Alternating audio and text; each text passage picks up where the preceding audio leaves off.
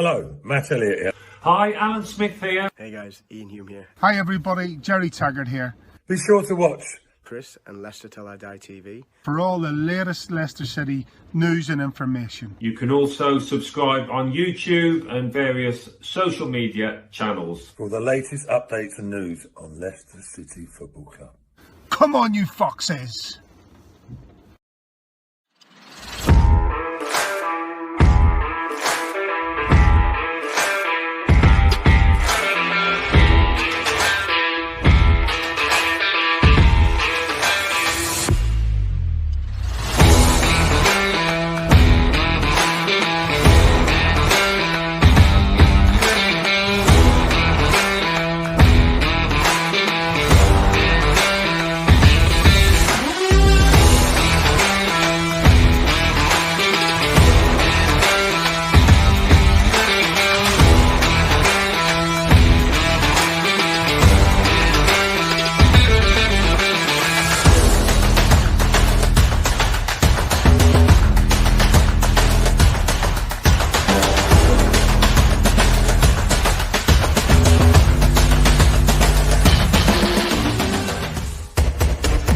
Till I Die TV, your first choice for everything Leicester City. Tune in and join in now.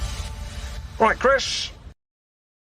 All right there. All right, the back. How are we? How the devil are you? Are you happy? You should be. Beating Watford, I had a really bad feeling because the last team that were holders to go out in the third round, as you may have heard me say, were Arsenal. And I did not want to repeat that at all. I did not want to particularly take that record off Arsenal. And guess what? We didn't. We did not. So we're through. We started the defence of our FA Cup. Well and truly good. We're going to be looking back at the games this weekend, but this is Leicester Till I Die TV, and you can watch us on YouTube, Leicester Till I Die TV. Like I say, please subscribe. It helps the channel. And if you are listening also in catch-up on podcast form, Spotify, Apple iTunes, your favourite podcast platform, this is where you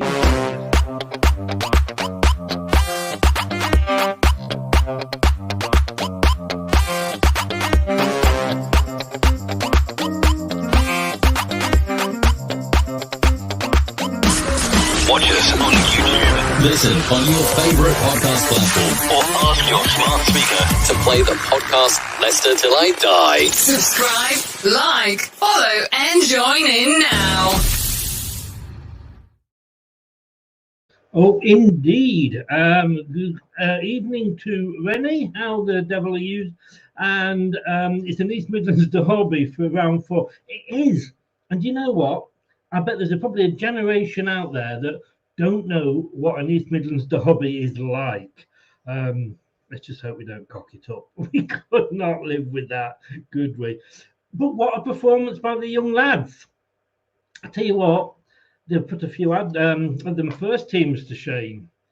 Come in, number 27. Your time is up. Please, please just come in. Ladies and gentlemen, it's time for the main event of the evening. 60 minutes of football fun and banter with Chris and Leicester Till I Die TV. Are you ready?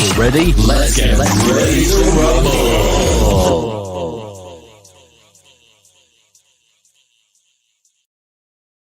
I think I got the number right then. Somebody will tell me off if I haven't. But anyway, it is the show now. We've got Julian on this one. We used to do it on a Tuesday. We're going to be doing this now once a month on a Wednesday. We're going to be looking back on a Wednesday, on a Monday. I don't know what day of the week it is. I'm not excited at us winning. We're going to be looking back at the weekend's games, and there's a few to go through, so we're going to sort of run through them. But let's bring him in and say Happy New Year and hello to Julian. Happy New Year, Chris. Are you all right? Not too bad. How are you? Yeah, very good, mate. Very good. You let me down on one, though. On your recommendation, I thought Rotherham are going to win this. Been playing well, he said. And it's a good job I didn't put a bet on it. That'd have been 50p wasted. Yeah, I can't afford 50p. I tell you what, it was close. We'll come on to the game, obviously, in a bit. But it did run them close.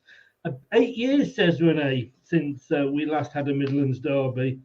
And it's your birthday in 10 more days. So happy birthday to you. If you need a kissogram, not Julian, obviously, that would be totally wrong, but I'll see what I can do for you. And let us go in. So this is what we're going to be doing. Wonders of modern technology here. We're going to have a look at a FA Cup third round review and a quick look at the fourth round as well. Can you believe, Julian, it's come round so quickly? I know. It sort of seems after the funny sort of state of last season, and then obviously we get up and running, and here it is again, and we're well back into it. Great result and performance on Saturday, and then obviously looking forward to that massive one in the next round. Yes, indeed. But don't worry, because I've had a lot of people, when I've been sort of promoting this on Twitter, a lot of people have been saying like, "Oh, we're not going to miss our favourite part of the show with Julian, are we?" Of course you're not. I could not deny his fans the pleasure of the Totty moment. I remember that centrefold well. Yeah, I think I had an Aaron sweater on. Yeah. Where did you place your ball of wool? That's what I want to know. Strategically. Yeah, I hope we didn't have those pins in, the needles in it. Fabulous knits. I don't know whether that's a good name or not, but we couldn't let that slide. We couldn't. That will always be with us. Okay. Oh, is it Villa 1, United 1 now? United were 1-0 up. When I think says it's 1-1. But anyway, here's the games. We're going to say rattle through them and obviously stick on a couple of the main ones. I mean, the first one there, Friday night, Swindon Man City, pretty much what we expected, I think, wasn't it? It was nice that Swindon scored, and you could see when they did score, they celebrated like they'd won the game, and I suppose it's a big thing for them. So it'd be great for them to see, Man City put a really strong team out, down at their place. Then to get a goal as well. I mean, the results, obviously, as expected, there are banana skins here and there, but you wouldn't expect that from Man City at this stage. So it was a good game to watch. Like I say, they would have enjoyed the night despite the result, in the fact that, they put a good show of themselves on and managed to nick a goal as well. And it was a very, very well taken goal. And I managed to predict that one as well. That wasn't the hardest one to predict. But Bournemouth against Yeovil. I actually went for Yeovil here. Just shows what I know. But I thought, Bournemouth top of the championship. They don't want to concentrate on getting promotion. But no, they went and they again avoided the banana skin. Yeah, I think it's nice at the moment. Even in the League Cup, teams seem to be playing, stronger teams and wanting to get through. Obviously, you've got your Man Cities who can afford to, bring a few more on when they have to. But you can see that, in both competitions now, it seems like the results really paramount, as we've been used to, probably maybe 10 years ago or so, where, that especially the League Cup became a bit of a Mickey Mouse Cup because it was basically the second string and, played all the way through, and became a bit demeaning. But like I say, it's great to see that a lot of the top clubs had the strongest teams out, perhaps except for Newcastle, but we'll discuss that later. Yes. I mean, do you think the fact that we won it last season gives these other clubs look at that and go, you know what? Because it doesn't happen very often. Like, Wigan did it before us, and then there's probably us that caused the next upset. But teams must look at that and think, well, if Leicester can do it. Yeah, and I think there is, going back to when, they didn't play the strongest team, it would be about they were concentrating on the league position, and, the league form was everything, and, whether they're staving off relegation or fighting middle of the table, whatever it was. But now I think they do look at that and think, the fans deserve a bit of something back from the club, and they need to go out and put the strongest teams out, which they have been doing in these cup competitions. And like you say, anyone can win this cup. You can, there aren't many like all Premiership ties in the next round, but the round after that, the big teams can easily come across a strong tie, get knocked out, and all of a sudden you can see your path to the final is a greater possibility than what you might have thought, before it all kicked off. So, it is winnable by anyone Premier League top of the Championship, depending on how results go. And yeah, they should really, be trying to achieve that. You don't include Man United in the big team, of course. A couple of Premier League teams that made hard work of it. Southampton and Everton. Southampton, obviously, Swansea City. I went for a draw after 90 minutes, which it was because it went to extra time, so I got that one right. And then there was Hull against Everton. And I went for Hull because I thought Everton were just so bad. But they were taking to extra time. I personally thought they were both very difficult ties, to be honest with you. Particularly, for Southampton to go on, and Everton again on the back of the form that they've got at the moment. They had a very brief, good start to the season, but it's been well documented that Rafa might be under a little bit of pressure. The results haven't gone great. I don't think they've got a massive amount to spend, so he's sort of having a tough time there. And I think to go to that would have been one they would have really feared, especially away from home. That would have been a really tricky one for them. And I think that was a draw, wasn't it? And it went to extra time. So, they've made hard work of it. And I'm, pleased because I really do like Rafa Benitez. So I'm glad they came through in the end. And, nice to see how far. And again, they could be one of those funny teams that you could see them right at the end as it shakes up. I'm surprised with Rafa, and we've got Elton on sort of next week. That's Elton Wellesby, not Elton John. I can't afford Elton John. Do you remember Elton Wellesby? You must remember Elton Wellesby. I don't know. No? Oh my God, you're a spring chicken. I know, mate. He's a big Everton fan. We're talking to him about Rafa, and he was a TV presenter in the 80s, I should say that. But I thought he was a good fit for Everton. It's just something's not clicking there, is it?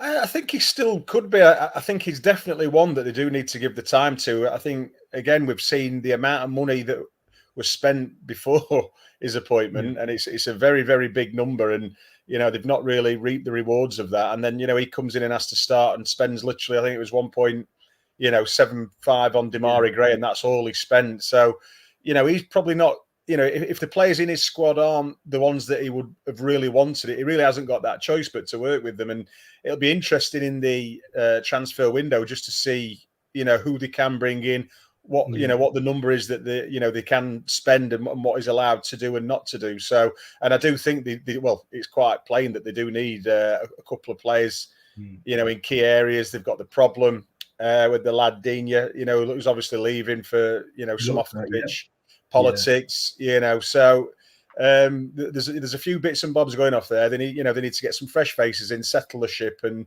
then you'd like to think that you might see more of Rafa about the team after the transfer window. And it'd be great if they did give him the opportunity rest of the season and at least going to next season having had a season to build on, because he definitely needs it.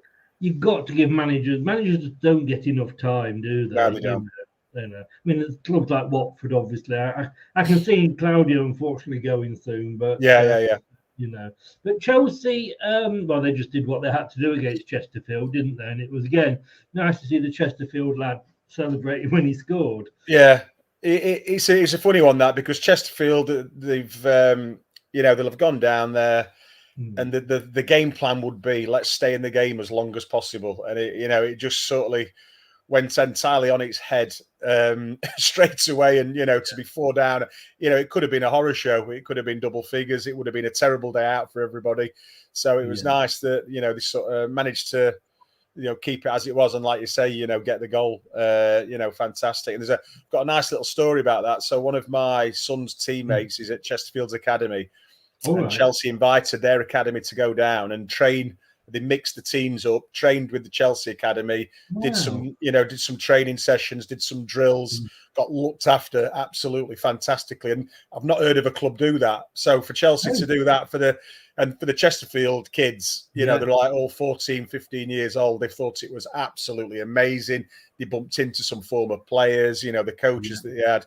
And they looked after them. They said Chelsea were absolutely magnificent for what they did. I have not heard of that at all, but big up to Chelsea. Well, that was a great gesture. It really was. Plymouth, they beat Birmingham City. I mean, Dan, the Burnley fan, he wasn't happy at the weekend, but I suppose his crumb of comfort was the fact that Blackburn Rovers went out. to Wigan, and I again got that one wrong. I thought Blackburn were doing a good run. Yeah. Again, Brighton against West Brom, another tight game, went to extra time again.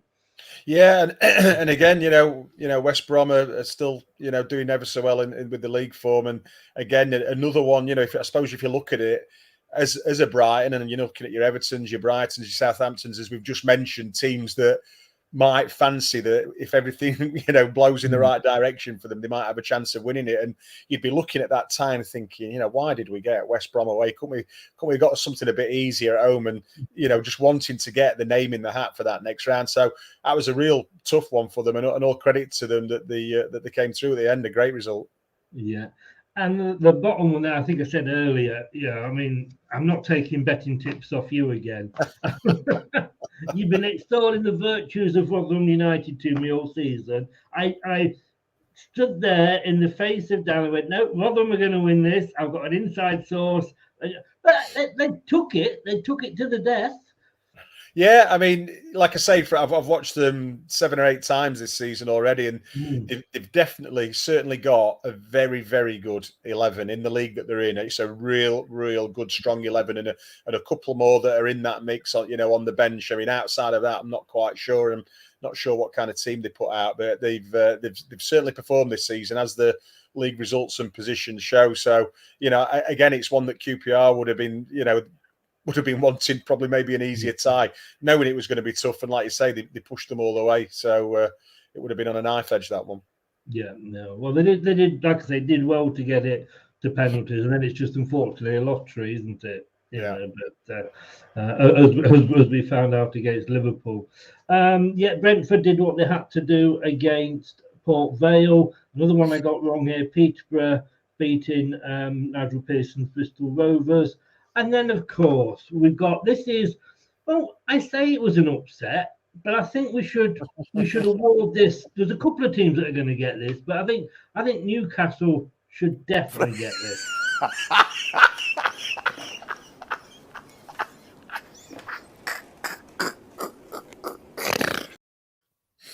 I mean, when I talked about Everton a few minutes ago, this was, it was a have to win game for Newcastle. I even looked at the team sheet afterwards and thought, I wonder if they, messed around with it at all, and if they rested Trippier, but they seem to have a real strong team out, and all eyes are on them, because while they might have a bit of money to spend, and they seem like they've got a recruitment plan for this month, it's so easy not, it's not easy actually to get out of the position they're in, because there's that pressure week in, week out. And I think I've said on here before that, every time you lose one, and if a couple around you pick points up, it doesn't matter who you've brought in. It can be such a horrible place to be. And this really was just compounded the woes that they've got at the moment. They've not really found much different form under Eddie Howe, who I am a massive fan of, and I hope he gets them out of it and goes on to prosper with the club. I think he's a fantastic fit for them. But that right now, that is a horrific result for Newcastle United. And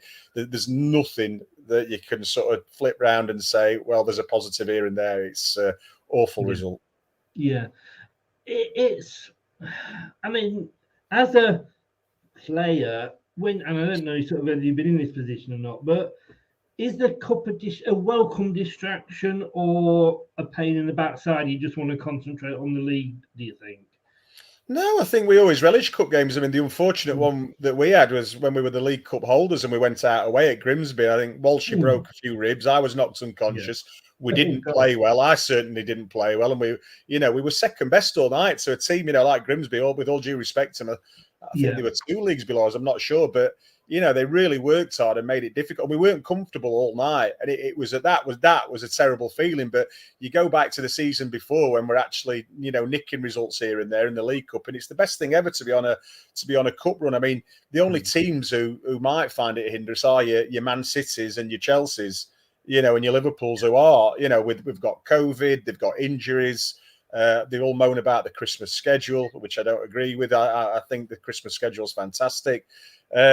But so they're really maybe the 2 or 3 teams that you might think, do you know what? Do they really need this? But everybody else, like we say, you've got a chance of winning something big, which would be a great day out for the fans.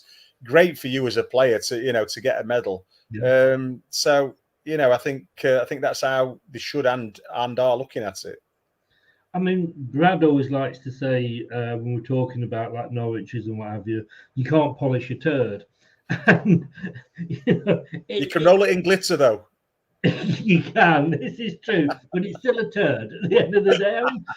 He's got a tough job there. We can see that, and I just wonder whether going down for Newcastle won't be the end of the world. I mean, I can remember when Leicester, when we'd avoided relegation for about 3 or 4 seasons under Craig Levine and I mean, we had Ian Holloway come in. I think any manager would have taken us down. I mean, he proved a couple of seasons later when he took Blackpool into the Premier League that he's a good manager. There's nothing about him, but we went down. It was almost like we could clear the deadwood out, and draw a line and start again.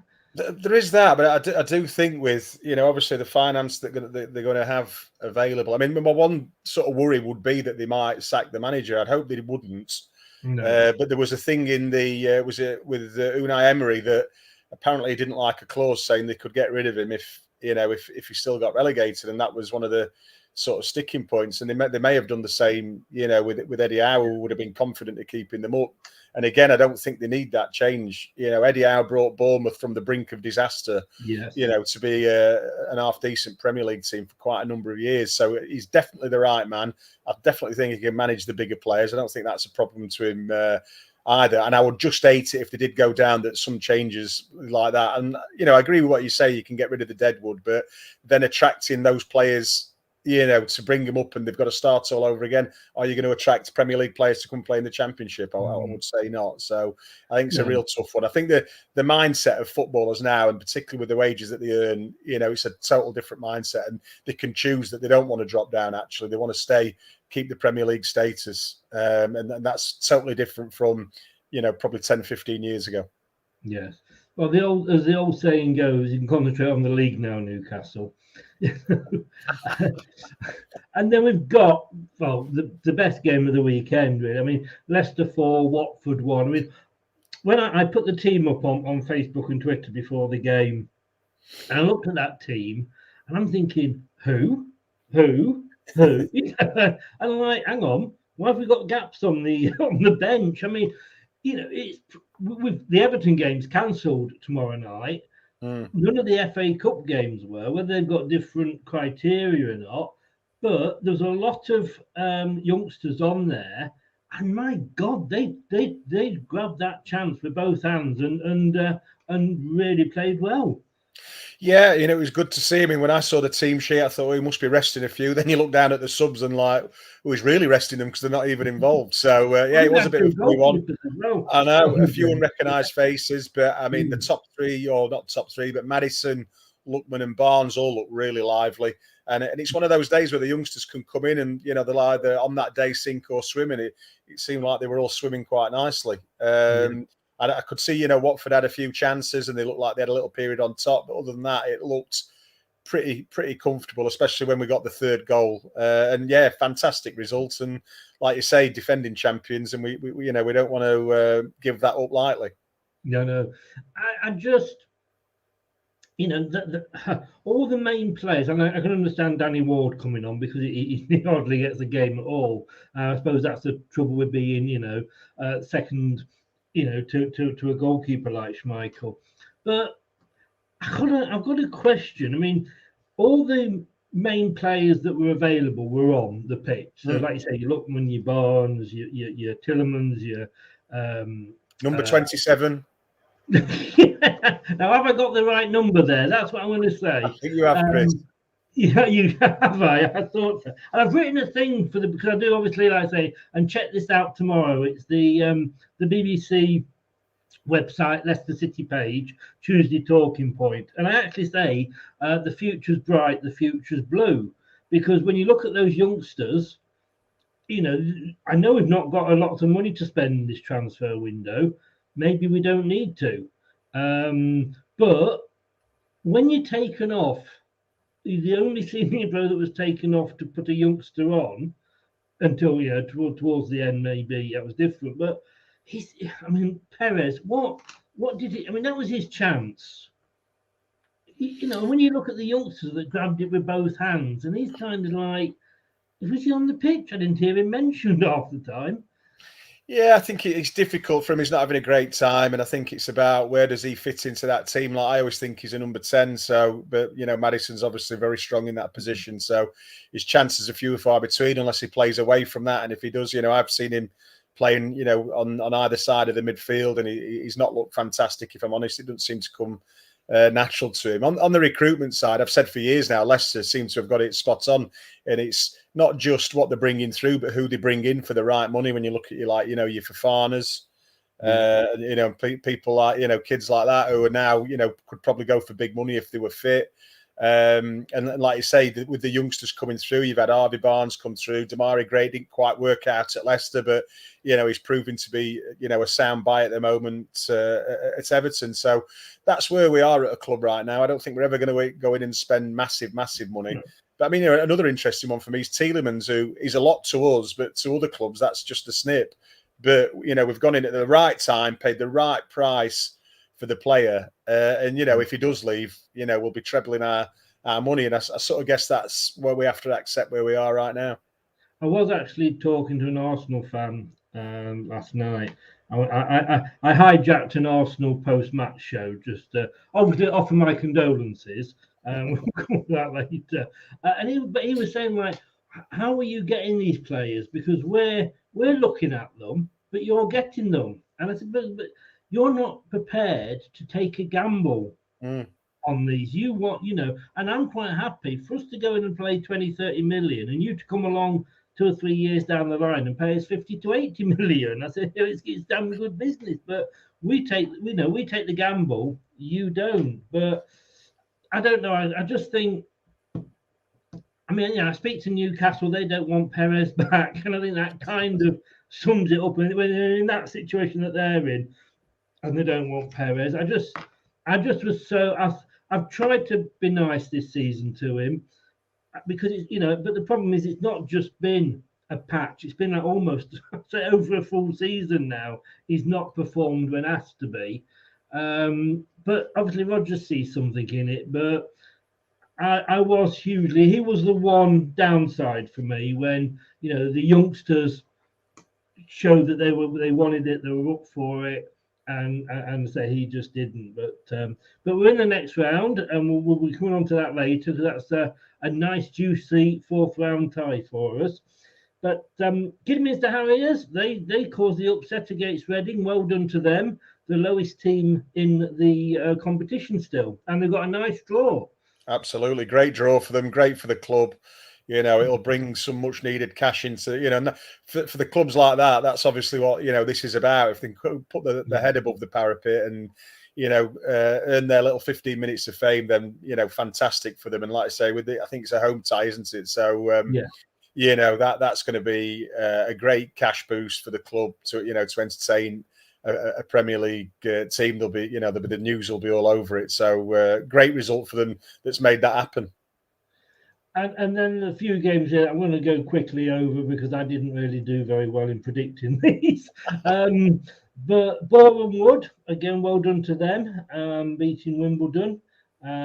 Barnsley were taken to extra time, so bad luck to Barrow. I did have that down as a draw, so I got that one at 90 minutes. Palace, I think they did everybody in the country a favour and dumped Millwall out. You know, everybody's glad for that. Blackpool let themselves down going out to Hartlepool. Yeah. I watched the Millwall Palace game, and you know, like, again, another team. Palace put a strong team out. They really wanted it, and they just had a bit too much for Millwall in the end. But nice to see Palace really having a crack at it.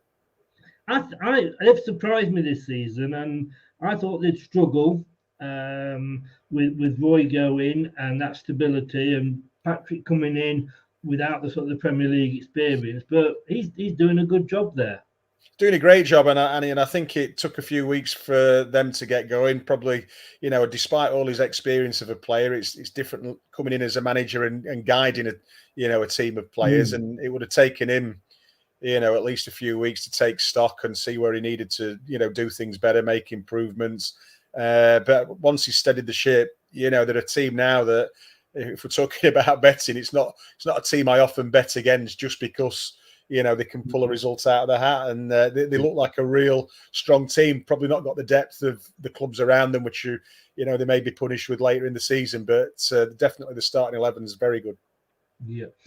Oh, this next game, I couldn't pick a winner. I had to go for the draw because I hate both of them, Coventry and Darby. And in fairness to them, I suppose Derby, bottom of the Championship, Coventry midway. But, I mean, Rooney's doing fairness. Got to give credit to Rooney. He's doing a fair, decent job there in just sort of keeping their head above water. Yeah, I mean, it seems like there's a difficult situation that he's in, which is mainly off the pitch, but it'll constrain him, for results on the pitch. So he's battling on with it, and I keep hearing things about the improvements that are going to be made, buyers coming in and stuff like that. So I hope it sorts itself out soon. He can probably just crack on with the job and worry about just on the pitch and not everything else that surrounds it. I mean, I think they've actually, even when they if they go down or if they stay up, they've got a points deduction next season as well. Yeah, and I mean, I joke about Derby County and obviously all the other Midland clubs, but I don't want to see them go out of business because as a club, Leicester, we know how close we came. So for that reason and that reason alone, I do hope they sort themselves out. Dan is probably not watching. He's probably still got his head under the sheets at the moment. The Burnley fan. What? I actually went. I thought Burnley would show up for this one at home against Huddersfield Town. Yorkshire Lancashire rivalry. And again, like I said before, Burnley at the bottom have a good cut run. Take the minds off it. But apparently Burnley aren't particularly good at cut runs, Dan was saying. And again, that's not going to help morale for them, is it? No, because, we've talked about, Newcastle and Derby already. And like you say, for me, I would think they want to progress because it'd be, a tiny ray of sunshine for the fans, and Burnley no different. I don't think it's a distraction for them, and it would have been nice for them to progress and, have something good to talk about. But this, again, as with the other two teams we've just mentioned, it just sort of compounds the sort of bad mood and the doom and gloom around the club. So a tough result, especially going 1-up and then conceding 2. Huddersfield haven't been showing fantastic form at all since they dropped out of the Premier League. So real sort of puzzling result to take in, to be honest. But from what I saw of the highlights, Huddersfield deserved the win. Indeed. And I mean, the rumours are that Newcastle are after Chris Wood. Strange one for me, that. You can't sell. I like Chris Wood when he was at Leicester, to be honest with you. I think he's a good, solid, old-fashioned, I know he's not English, but old-fashioned English centre forward. But you don't want him, something like that, go to your big, one of your relegation rivals, do you? No. It's not just that, though. I mean, he's I think, is he 30 now? He's probably, what I don't see the strategy behind, buying him, they stay up. He's probably not going to play another game for Newcastle, is he? It just seems like it might be a real short-term plaster. But other than that, I wouldn't see him with Callum Wilson being fit and anyone else they might want to bring in. You wouldn't see him getting much game time. So, it would, if he did go, you've got to think that he's going to be getting a decent pay rise out of it. Well, but and again, and if you're Burnley, you don't want him going to your relegation rivals and scoring a winner on the last day that keeps them up and puts you down. It'd be ridiculous. I could see there being a riot at Burnley if that happened. Absolutely. And of course, there's rumours about Tarkowski leaving. If they don't sell him in this window, they're not going to get anything for him because he can go on a free at the end. I'm just thinking, with Newcastle and Chris Wood, I mean, they can afford just to, spend a lot of £1 million on a plaster, can't they? Yeah, they can. They can, absolutely. But, for me, as like from the players' perspective, I sort of see that it's Newcastle and, like I say, there might be an incentive financially, but I don't see it as as the best career move. Who was the lad who went from Southampton to Liverpool? England striker, but didn't really play that often for England. I used to quite like him as a player, but he went to Liverpool, never played. But it was his boyhood club. Yes. Can't think of his name, but it was. So he's gone to Brighton now, hasn't he? I'm not sure, but he was one of those where I get it. It's your boyhood club, but you've just really basically said, I'm not going to play for the last few years of my career, which again, as a player, I don't understand, because there comes a time when you can't play at that level anymore. And then, you drop down, and eventually you get to an age, whichever one it is, where you're not going to be a professional footballer anymore. And you not having the game time, I think it doesn't make any sense at all. But I suppose, I remember David Speedy, he'd been bought by a couple of teams in the Championship. As soon as they got promoted, they sold him. And I think when he came to Leicester, he had it written into his contract that if we got promoted, you know more than me, but when he got promoted, we couldn't sell him. We had to keep him because he was fed up. So I suppose you can always have something like that written, into your contract. I'm just trying to have a look here at Lallana. That was it. Oh no, I was thinking of the other guy. He was a big striker. Stocky, I think it began with L as well.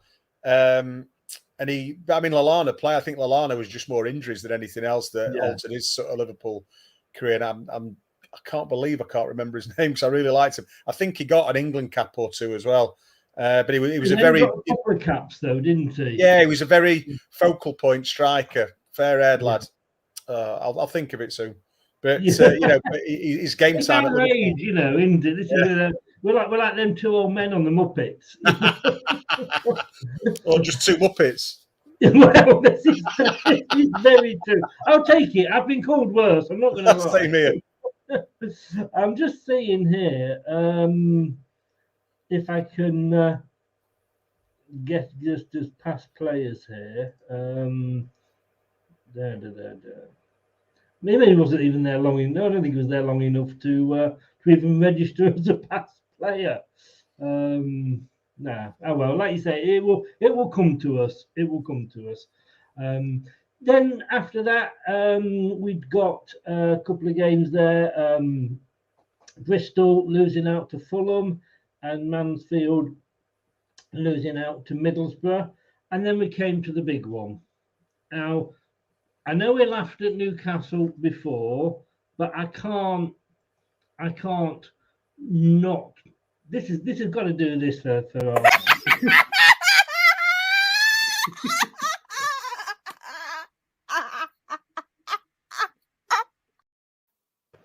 I mean, they're almost as tepid as the shirts. And I know the shirts were for charity, what have you, so I'm not going to suggest it, but I did think they'd actually forgotten the shirts and they had to get a local football team just to bring 11 shirts down. I mean, the performance was absolutely awful, wasn't it? It wouldn't. It would have, felt perfectly for Forest. They would have been wanting to stay in the game as long as possible, like they did, and hope to nick one. It's sort of the perfect tactics for an underdog in an FA Cup tie. And the goal was late enough that there was little time for a reaction. Job done. So, fantastic for them for that result. But then obviously there's a lot of controversy surrounding Arsenal with the substitution he made first half, and then obviously the results afterwards. And to compound it all, the performance was pretty dire.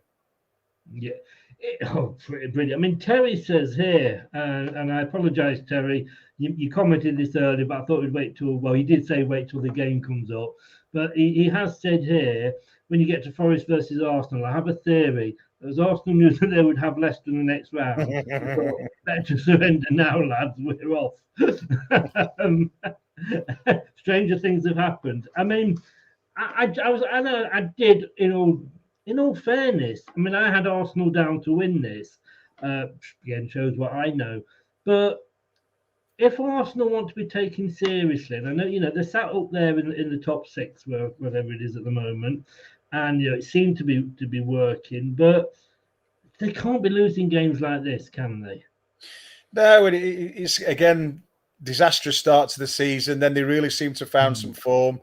Said it before. So glad that they've stuck with Arteta, and I hope they do for some time to come. But every week there's a bit of a niggle about something they've done. And again, this week, obviously, like I said, the result, the early substitution, the performance, and there's always something hanging around them that's got a bit of negativity to it, and it's very difficult for them to shake that off. I mean, I think you'd have to go like 5 or 6 unbeaten in the league to have any ray of sunshine, around the Emirates. So it just seems a bit funny there at the moment, and there seems to be a real spotlight on them. And I guess, in a way, it kind of helps them out because I know they're still in the Carabao Cup, but they haven't got any European football to worry about. Sorry, Arsenal fans, but you haven't. You've not now got the FA Cup to worry about.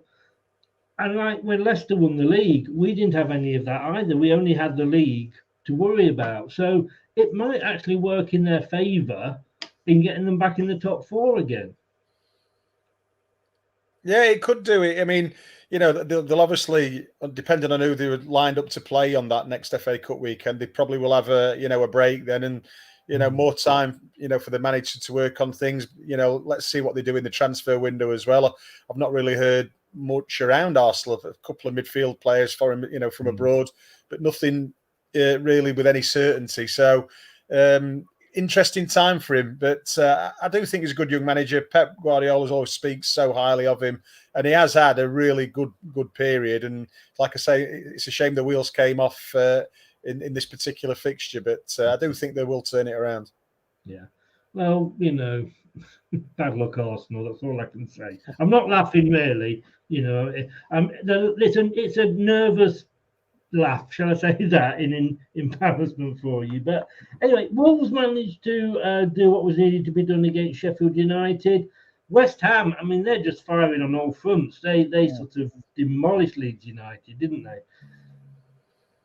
Yeah, they did. I mean, we've always said about Leeds, so unpredictable. You never know, what you're going to get. We know how they play, which is a bit unauthentic, I suppose, if that's the right word, as opposed to other teams. And on the day they can be absolutely devastating. But then, like you say, they come up against a good West Ham team who are playing well at the minute. Another team that I think I mentioned, like your Palaces and what have you, have got a really good 11 for me, and maybe 1 or 2 more, but not much outside of that. But when they've got everybody fit and playing, then they're a match for anybody, as they've shown in the league this season.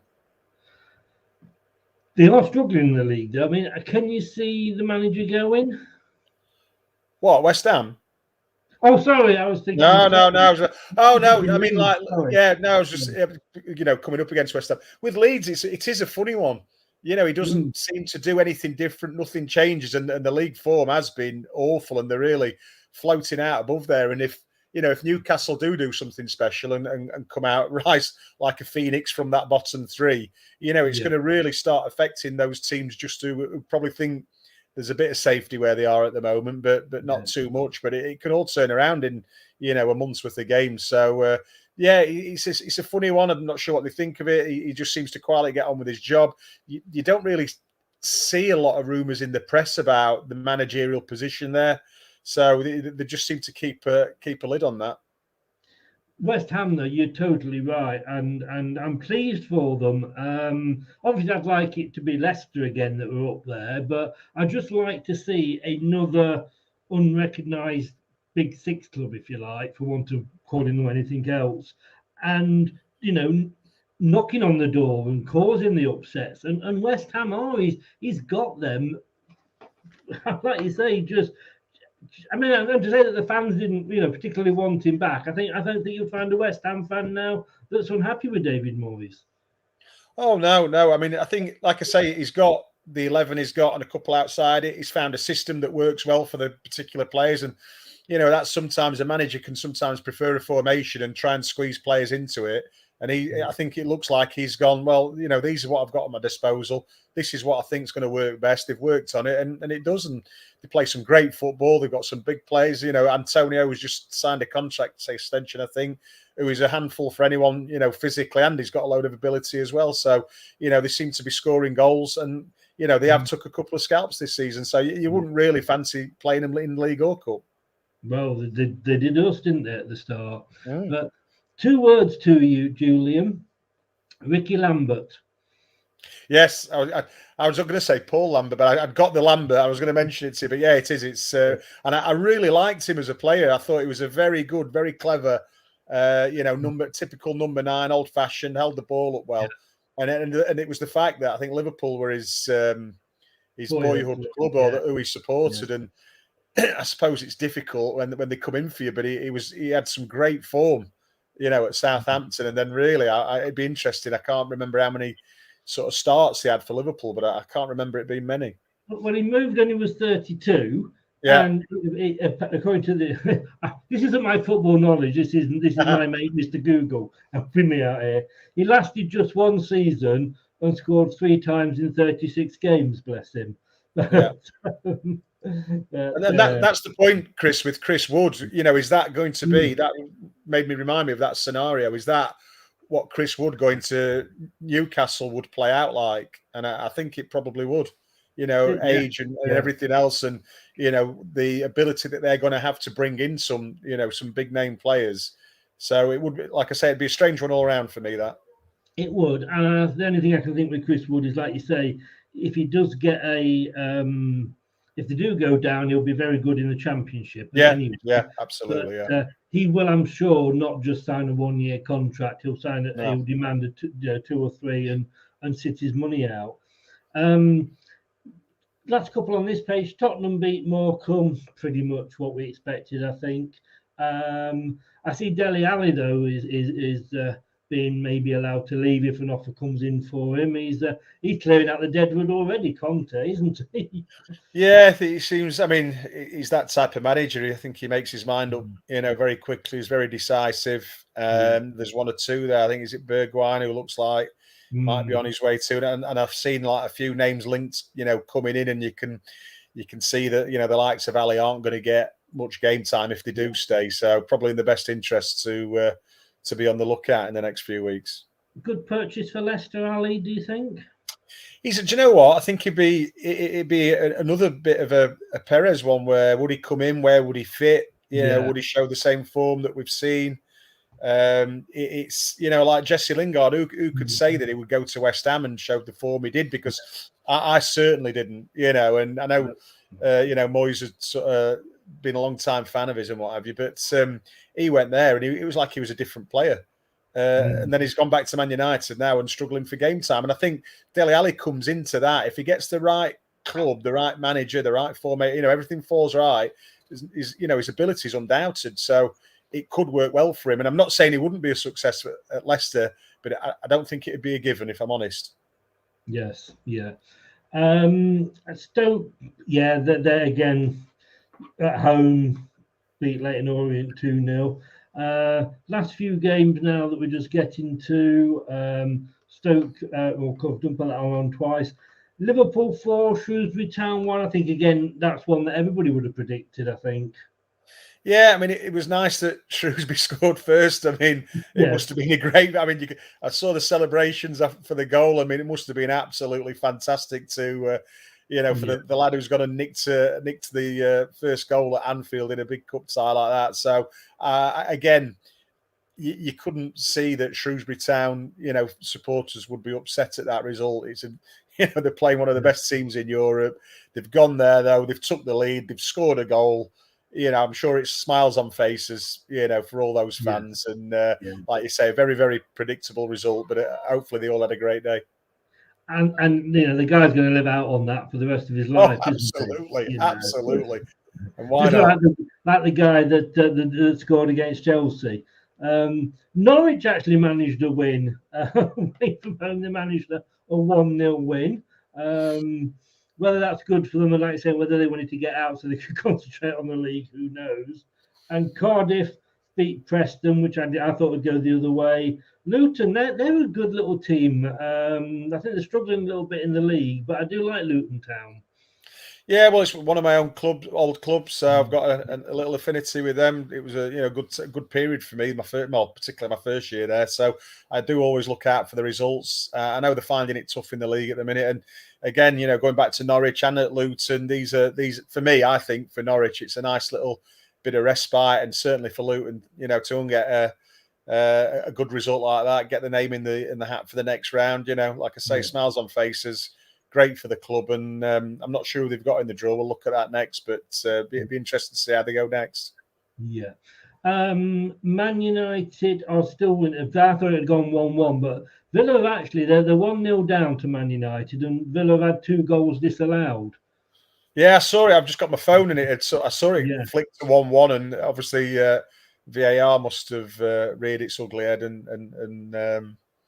But I mean, if they've got 2 disallowed, they're doing something right. I think a good start under Steven Gerrard, and this is obviously it's a difficult game for them. I mean, it's difficult for Man United as well. There's a lot of unrest seemingly, and a strange one to bring an interim manager in unless they know that they're going to get someone like Pochettino at the end of the season to bring a guy in and say then he's going to be a consultant after that. It's all a little bit weird how they've sort of shoehorned it into managing one of the biggest clubs in the world. It baffles me, if I'm honest. It is, and I think we touched on this before. Managers should be walking barefoot over broken glass to manage that club, and that's with respect to Man United because they are such a big club. Yeah, and I think that to do what they're having to do maybe shows how far down the Glazers have dragged them. To be honest with you. Yeah, and they're not particularly playing well. They don't seem to be able to find right players in right positions. So Sancho's come over. It'd be a totally different game in this league than it was, in the Bundesliga. I bet he had a chance to run at players and get in behind them. We play a lot differently over here, and we're finding he's getting the ball high up the pitch and he's literally just turning and playing it backwards. So you're not really seeing the best of him.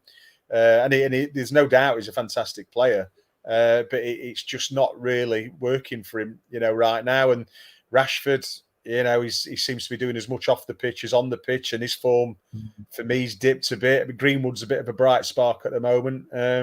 And other than that, I mean, Varane, I know he's had some injuries, but he's made a couple of errors that have cost goals, and you don't expect someone, of that caliber to do that. So, and then we can go back to something we've talked many times, and it's the Van der Beek saga. And whichever manager seems to be there, he's not as good as I think he is because he just can't get any minutes at all, and it just seems really, really odd. It is. It's all over at Old Trafford. United are through against Aston Villa 1-0. I mean, it's a bit like Damari Gray. You think that these players have got talent, but at Man United, Ollie, for whatever reason, didn't take to him. Ralph, he's not playing him. So it's not just one manager that's gone. And then you've got to start to think, is it the player's attitude? It was the same with Damari Gray. There's about 4 Leicester managers that looked at him and went, no,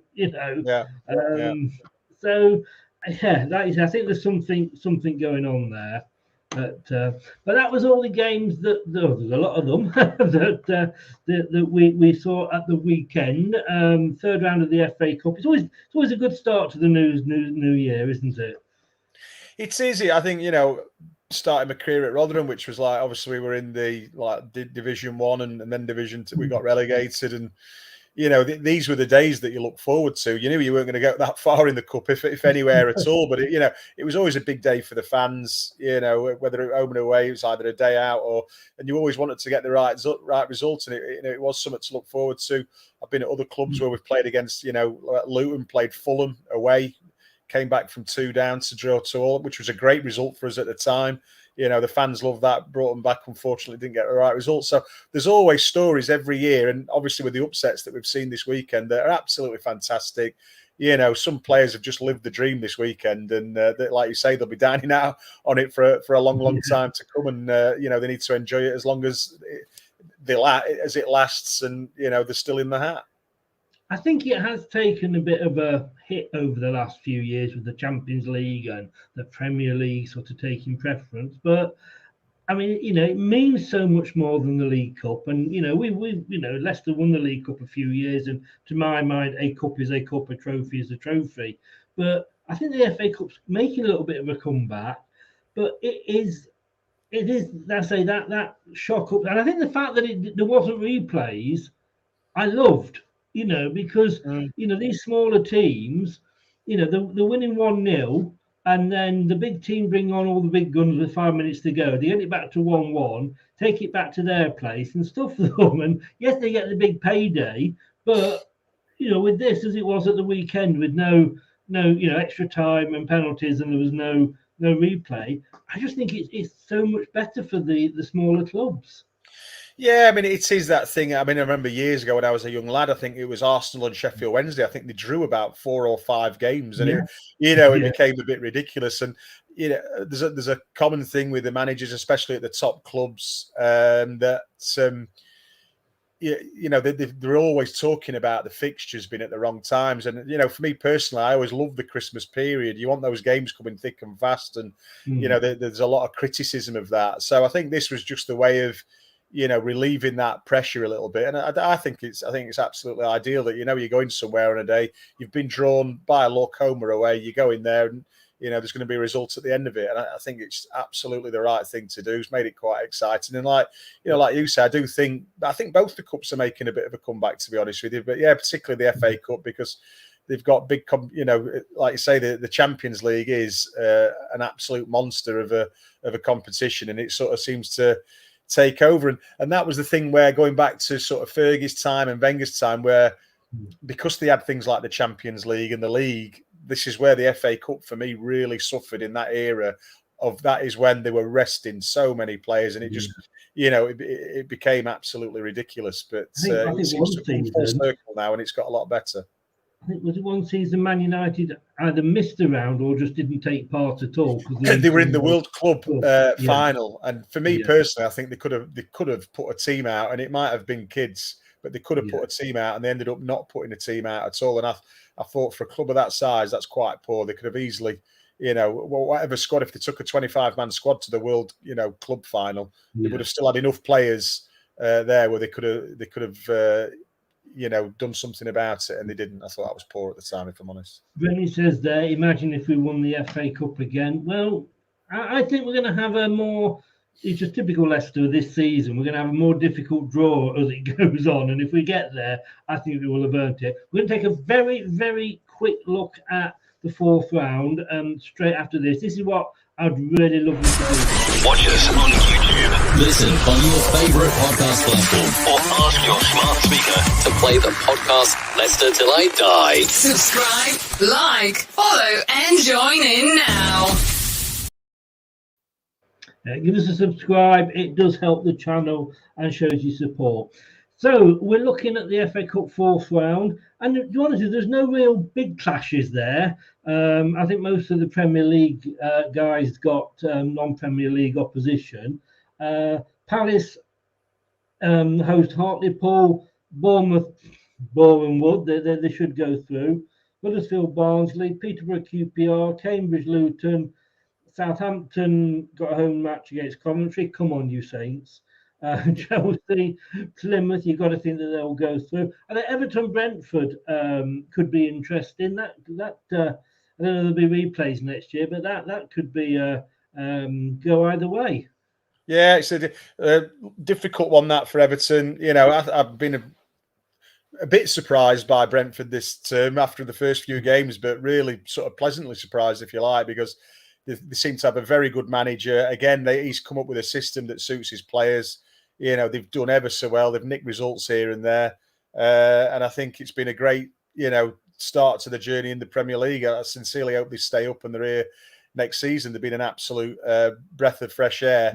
But it'll be difficult for Everton because, like we've already talked about, they're having a bit of a bad time, and it's in front of their home fans. So there's going to be a bit of pressure on them. So very interesting tie, that. And just going a few up, as I've just mentioned, Luton will have a chance away at Cambridge to progress a bit further, and it'd be, for them, fantastic if they could get over that hurdle and get into the 5th round.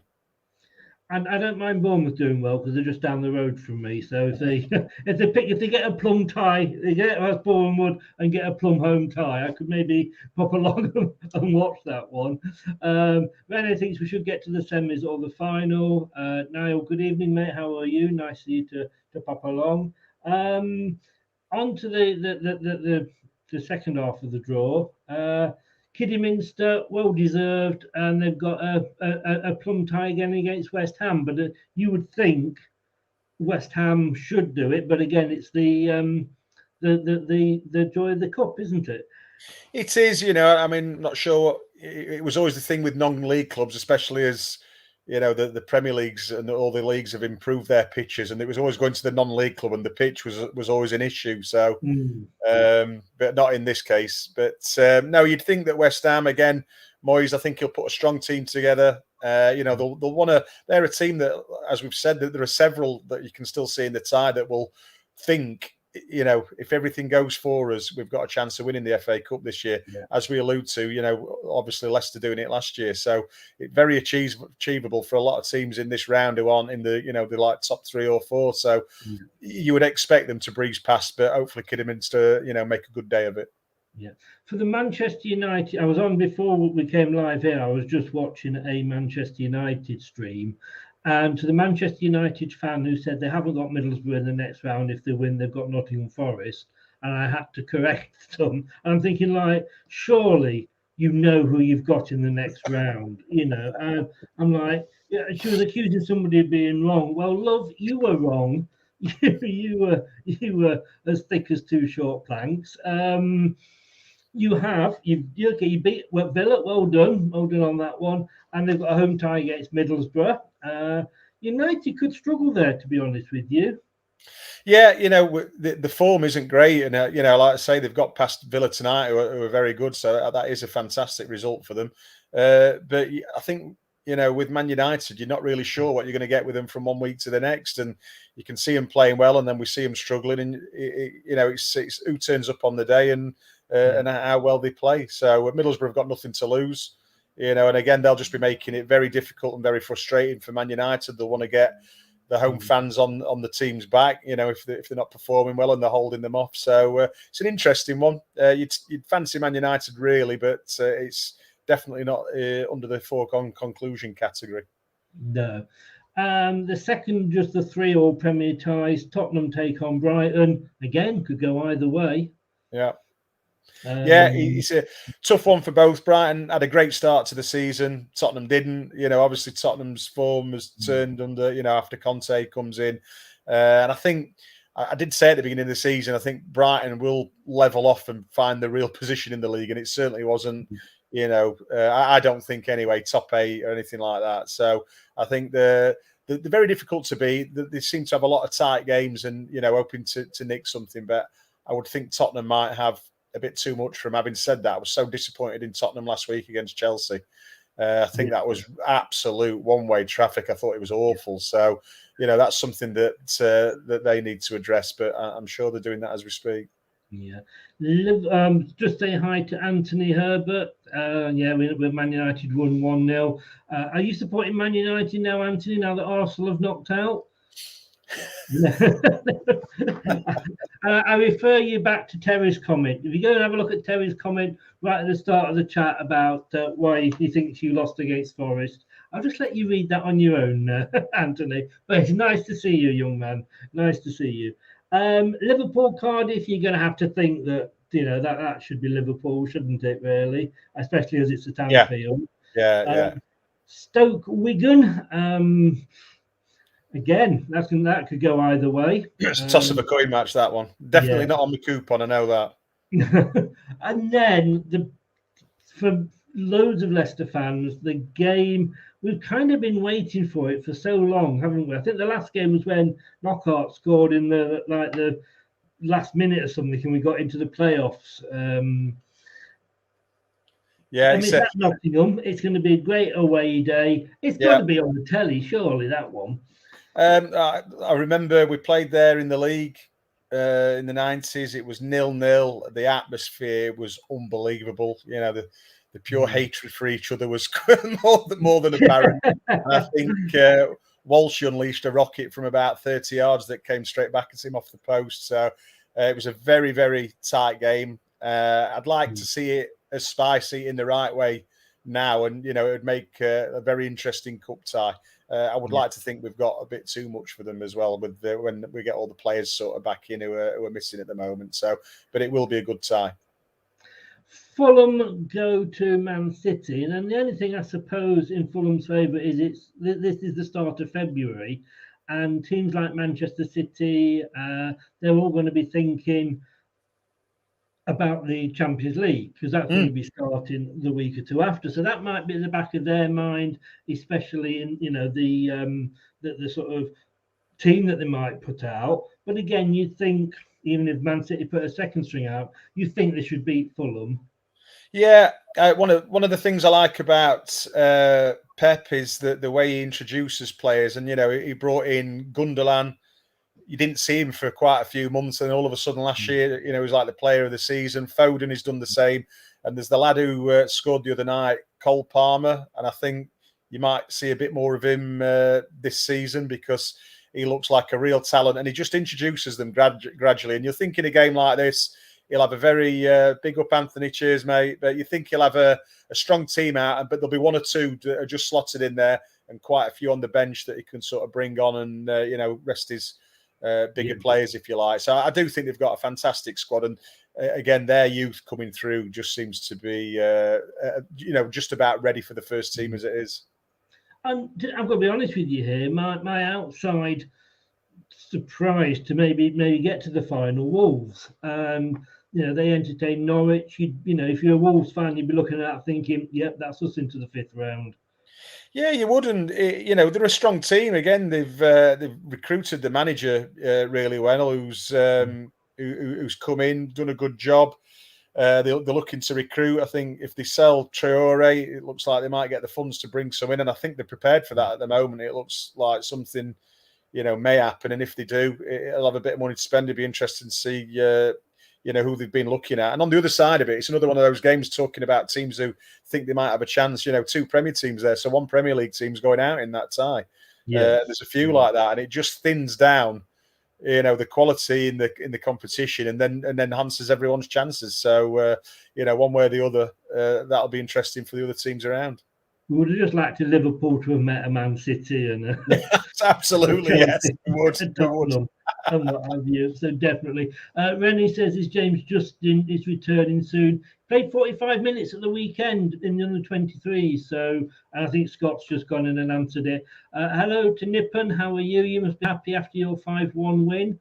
And Gerard, Stu Mack here. Gerard as a manager has now lost to Mike of St Mirren, Hibs, Aberdeen, St Johnson, and now a Kick and Chase United in domestic cups. Mickey Mouse manager, only had Lennon to beat in the SPL. Can't say I particularly argue with that. He kind of hit it on the head. Fantasy, the big game for me is the Leicester Nottingham Forest. And I suppose I'm feeling confident because, even if we've got, we hopefully might have some players back from AFCON, depending, if they've got to isolate or anything when they come back and whether they go out early or anything. But, and even if we play that squad that we had yesterday, I'd be pretty, and in fairness to Forest, I watched that game and I had to think, hang on, Arsenal, Forest, and sorry about this, Anthony, but Arsenal, Forest, who's the Premier League team? But I do feel confident against them. Yeah, I do. And I think it'd be a tense affair, but I think we have to. The squad we've got, we had a very mixed start to the season. It seems to be slightly improving all the time, not as quickly as we'd all like, but like you say, we've definitely got the squad. Great performance at the weekend with several key players missing. And you'd like to think if we can do that against a struggling Premier League team, then we should be able to go away to a Championship team and make a very good account of ourselves. So there's no reason not to think we are going to win it, but there's just that 11 Nottingham Forest players in the way. Yeah, exactly. And as Nippon says there, it's a derby match. Form does go out the window, Thanks so much, Julian, for coming on as always. Pleasure. And do thank your wife for me as well. I totally understand. Tomorrow night, we've got another quiz. But if you do like your quizzes, if you go on to Leicester Till I Die TV, there is a quiz between 2 ex-Leicester City players, one of which isn't a million miles away from me at the moment. Hello, Julian. And we found an expert on ladies' football. Now, whether that's because he actually watches ladies' football for the sporting reasons, I will leave that to you to work out. But that is still up there and is still watchable. And if you want it, it was a good laugh, wasn't it? It was a great laugh. Yeah, I really enjoyed it. Yeah. Well, this quiz tomorrow, it's a Leicester fan versus Leicester fan. It's winner stays on, if you like. So the winner stays on for the next round. 50 questions. There's a lot, up to 50 questions, depending how you go. Tomorrow night at 8 o'clock. But nowhere is it as good as the Julian Watts versus Steve Lynett's quiz. No way at all. But no, thank you so much. Happy New Year to you. You too, Chris. Thanks for coming on, as always, and giving us your expert view. And we'll see you in a month's time. No worries. Thanks, Chris. Thanks a lot now. Take care. Cheers. Bye-bye. Bye-bye. Thanks to Julian there for coming on. Terry there. And finally, not only was the Forest versus Arsenal game good viewing, I then watched for 90 minutes AFTV and the Arsenal fans slagging off their dream team. Priceless Sunday night viewing. I'm going to be honest with you, Terry. I actually went on Stephen Fleetley's channel, Fleetley TV. Big Arsenal fan, as you know. And I was on there only on there for 10 minutes. But there was him and a Spurs fan and me. I was the only one smiling. I know Spurs won, but they're just, you got two very unhappy fans there. Renee says we should thrash Nottingham Forest. I wouldn't go that far because they are doing, I think they're sort of in the playoffs, aren't they? Or just outside the playoffs, one of the two, but very close, up to the top of the championship. They've got a good manager there in Steve Cooper. They've got a settled manager. They have gone through the managers. So it isn't going to be, I don't think, as a foregone conclusion as we might think it was. I think Brendan Scott says it needs to play a similar squad that beat Watford. I said earlier, I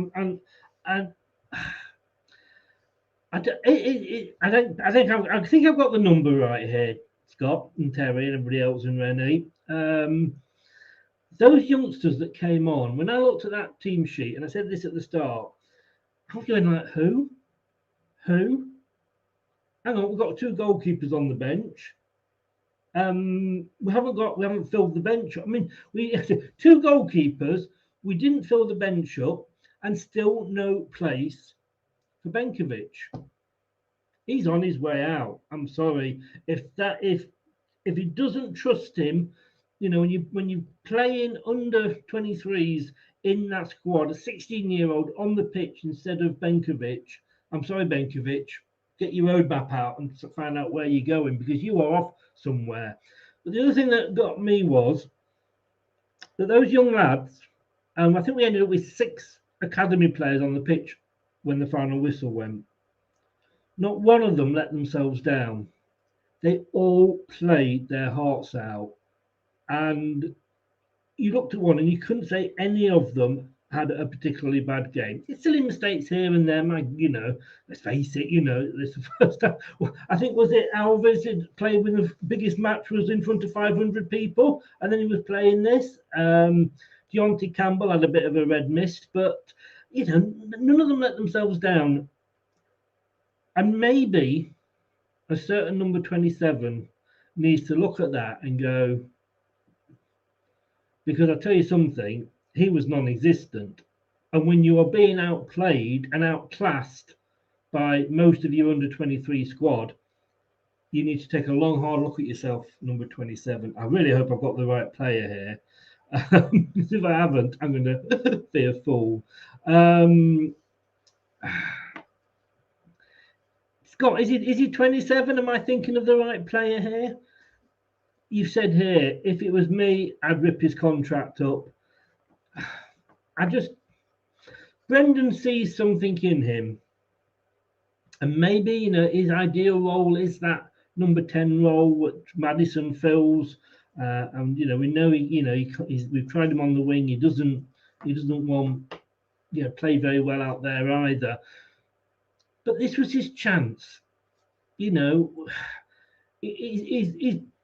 even at number 10. You're a striker to some degree, and you've got Biggest striker we got, Jamie Vardy, injured, 8 weeks.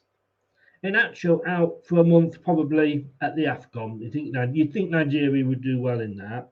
Daka injured, don't know when he's back. God, I'd be out there thinking, this is my chance. I'm gonna get a few goals today.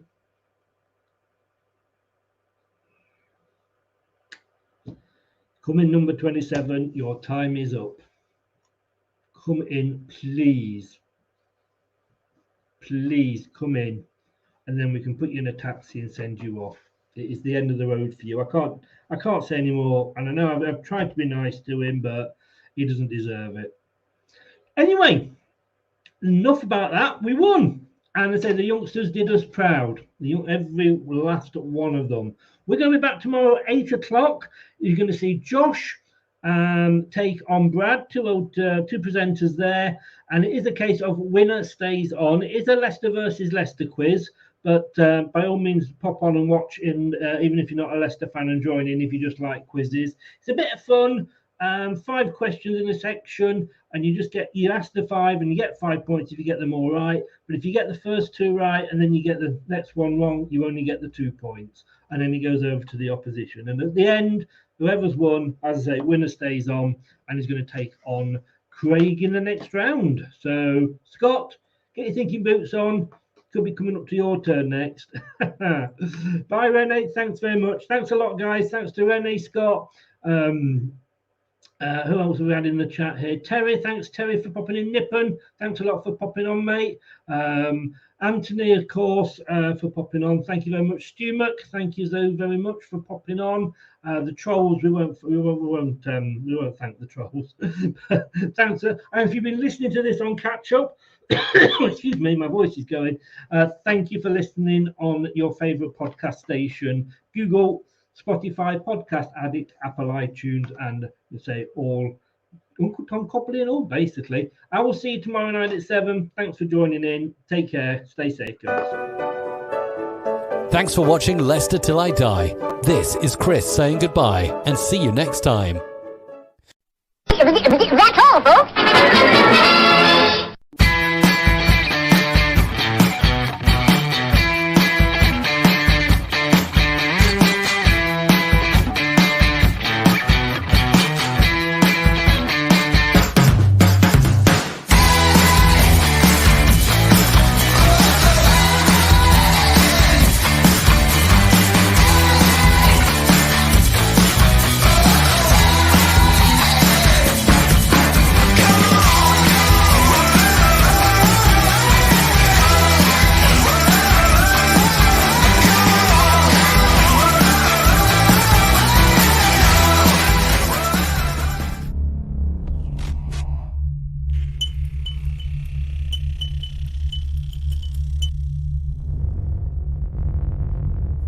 Some people are on the pitch, they think it's all over. It is now.